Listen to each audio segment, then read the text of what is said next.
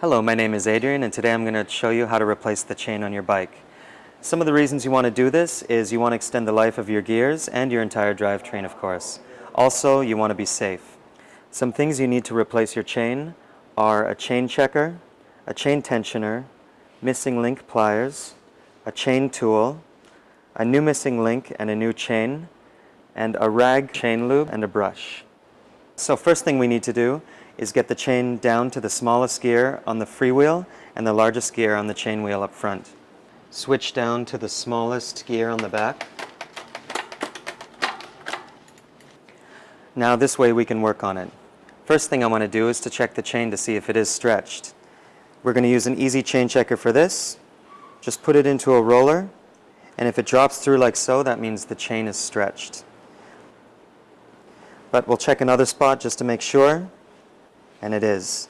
I'm going to do a little bit more detailed check using a digital chain checker.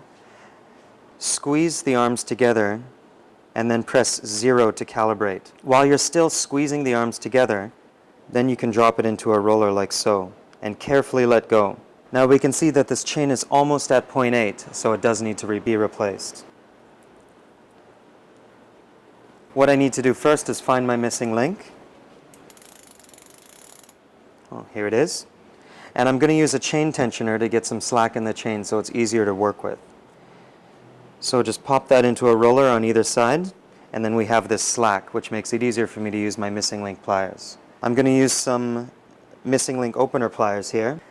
Put your missing link pliers into the chain, hold each side of the chain, and then squeeze. Now the missing link is open. You can take it apart and then take it out.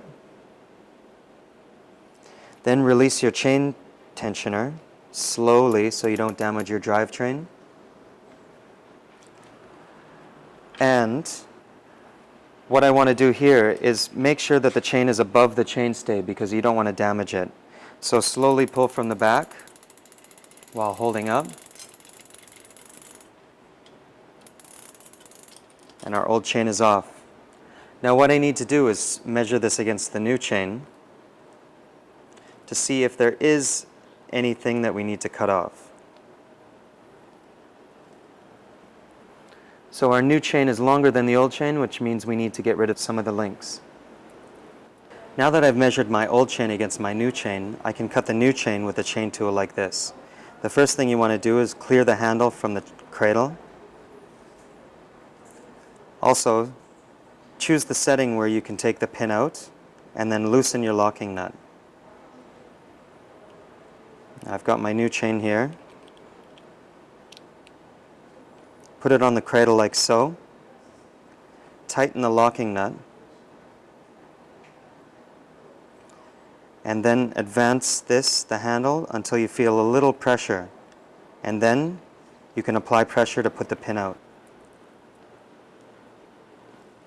Now that your pin is pushed out, you can release your handle and release your locking nut, and then carefully take the chain out.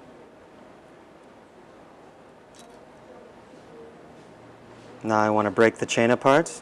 Just apply a little bit of pressure on opposite ways. Now that we've cut our chain, we need to clean the ends of the rollers out so we get any debris out of there. Take a cloth, the small end of your cloth, and just put it through the roller like this and give it a good clean. Now add a little bit of oil for some lubrication, and we can put this chain on the bike. The first thing you need to do here, the easiest way, take your derailleur and just pop it up backwards, and then you can just drop your chain straight in like so. Get some slack on this side, bring it up, and then put it around the smallest cog of your freewheel. Slowly pull it over that, and you can apply it, put it on your front chain wheel, and then pull it through. Now you can see that I've left a little bit of slack here, so that'll give us enough room to pull it together. Always use a new missing link with your new chain for safety. Put the missing link into opposite sides of the chain, like so, and then apply pressure to each side. And then we can bring it together like so.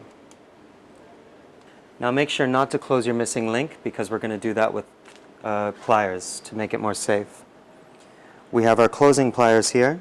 Put it into opposite sides of the missing link. Hold the missing link and squeeze. And you'll hear the click and you know it's closed. But give it a good shake just to make sure. Another way to close the missing link is to apply pedal power. What you want to do here is the missing link is closed but not locked. Hold the rear wheel and apply pressure to the pedal. And there we go. It's closed. Make sure for safety. Now that we've taken the bike from the stand, I'll show you another way to close the missing link using pedal power.